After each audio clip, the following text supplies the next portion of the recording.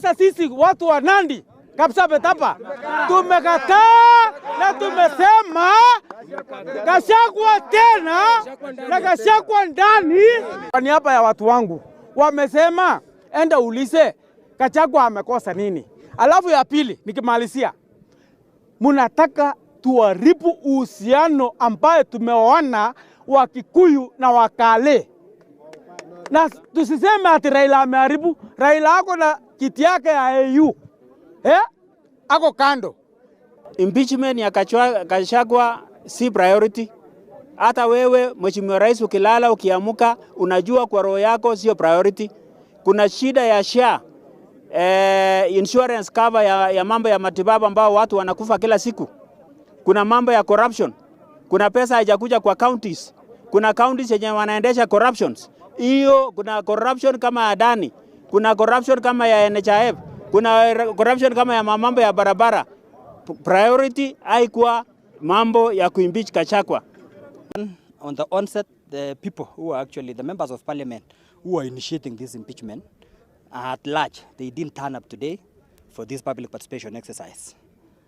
So that is the first indication that these allegations are actually baseless, and at the moment it is not a priority for the Kenya Kwanza administration. Mheshimiwa Rais, kama hujawahi kuwa na shukrani kwa mtu kama Gachagua, sidhani kama kuna mtu mwingine ambaye utampa shukrani kama Gachagua hapa Kenya. Hawa wanaenda Senate leo, hata msishinde mkijadili sana. Tumejua mwelekeo, tunajua mahali tunaenda. Senate wamebaiwa, wamenunuliwa kama na wametuignore siku nyingi. Wakati tuliwaambia ya kwamba Ruto must go, hao wakaketi wakaonelea hata sio Ruto must go, wakaona mwenzake ndio anafaa kuenda. Sisi tunataka kuambia hivi, sisi si wajinga. Sisi tulitokea barabara na tukasema Ruto must go. Tuliwapea ultimatum. Kama wanataka kuimpeach Gachagua, basi wawekelee na motion ya kuimpeach the president himself. What really was happening, and are you now happy that the Deputy President Rigathi Gachagua has been ousted? I'm not happy because Gachagua is ousted. I am happy because for the first time there is a constitutional representation in this country. We were doing it not because we wanted Gachagua as a person. We wanted the office of the Deputy President to be respected. Deputy President, honor of that office, has refused to be the Deputy President of Kenya. He decided to be a villager. He decided to be a tribalist. He is a corrupt person. And we said, through the constitution, we are going to recorrect and make things straight and better. In the manner that I was mentioned in the floor of the House, I want to say, in private meetings, the Deputy President appeared to some extent to be a gossiper because he talks so much about members. But for me, he called me a very unpalatable name or word, and I said, because, and I want to thank the members of the parliament who came for my defense. But for now, we are saying it is one step at a time. We want to see the Deputy President at home. He's always been yearning to go home. We want to reprieve him, to release him, and to tell him to go and relax. Wacha akae kwa mlima, lakini hii mlima ni yetu. Mount Kenya is for all of us. So let him go to Madira or his village, but not all of us. How Mutusen knew it's unnecessary, I don't know. He has never been here. You guys were here before. When President William Ruto was deputy president, he was denied funds for 5 years. This place was in very high state of disrepair. It took me 7 months to move in. The roofs were leaking, the toilets were blocked, the septic tanks was broken down, the borehole was broken, there was nothing. Parliament, in his own wisdom, allocated funds for the renovation of these residents. As a deputy president, I have nothing to do with public expenditure. In fact, at that time, the accounting officer, between 2022 and 2023 financial year, was the State House Controller. Procurement was done, tender was awarded, and the renovations were done. And you can see the place looks good. There was need to dignify the office of the Deputy President because he has a function of coordinating development partners. ambassadors and high commissioners and all sorts of international visitors are always here. So to dignify the office of the Deputy President, the residents needed to be in the right standard, and that is not my decision, and I have nothing to do with it. As for the contractor who was awarded the job, I don't know him, and I don't need to know him. I have no business. Where he transferred his money, I would not know. I have no access to his account. Whether he is related to me, the answer is no. I don't know him. And for the record, I don't wish to know him because it's not necessary.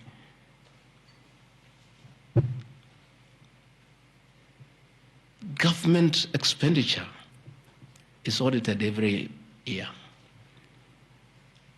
by the Auditor General. Since this office was under the executive office of the Deputy President for that financial year, the Auditor General did her inspection and gave us a clean bill of health. The renovations that were done were not highlighted with having any audit query. If the Honorable Mutuse had taken his time to look at the Auditor General's report, he would not have brought this baseless accusation. And even if there was an accusation, it should be directed to the accounting officer, who is the State House Controller, not me. I don't deal with procurement. I don't deal with financial management. I don't deal with anything to do with public finances. But since the matter has been raised, I have to answer to it. I have looked at the Auditor General's report, clean. I have looked at the contract, it's signed by the Controller of State House. As to the work, that I can attest, they did a very good job.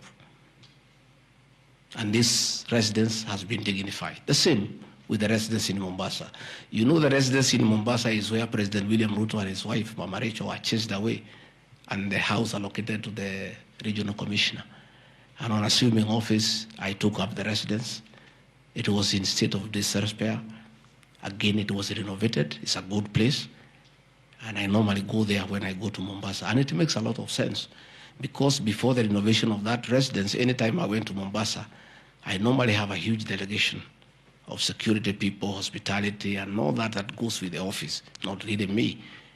The bills were very expensive.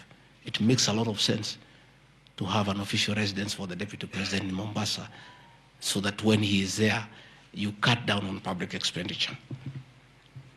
I was shocked that he is quick to point out that the Deputy President has not done 1, 2, 3. But he's not telling us what he has done himself, Majority Leader. I can tell you from where I sit. And because this is very important for Kenyans to know. As a farmer and as a member who represents the farming community in this republic, there are bills, the bills of farmers are in graveyard in the National Assembly. Courtesy of inability of the leader of business in the National Assembly.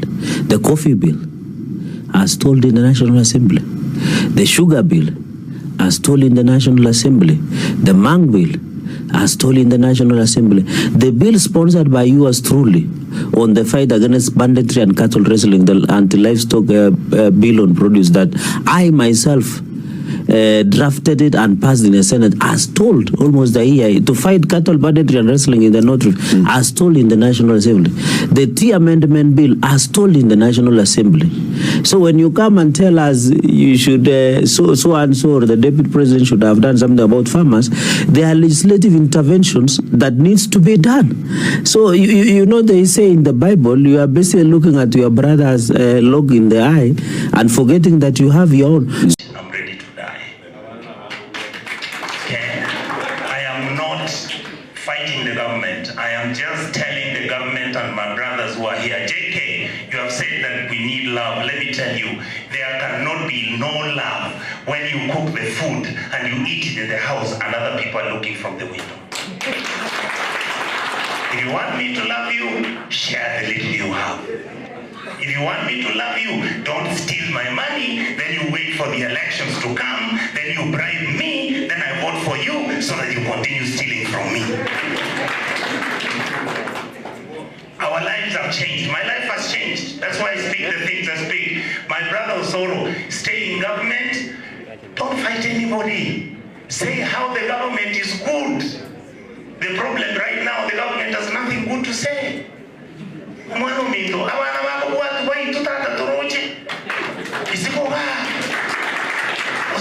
It's not personal. We want good governance. We want Governor Simba to succeed. I don't want Simba to fail. I want Ruto to succeed. But my brother, what are you guys doing?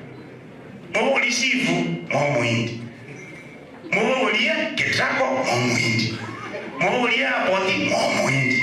Apoti ya Mombasa, mwomuindi, mwomuindi. You guys, it's not right. Tell the president we have no issue with him. Let him stop the stuff that is going. And if he comes to DC, I will tell him the same thing. Because I love William. He's been my friend for how many years? Look at what we are doing.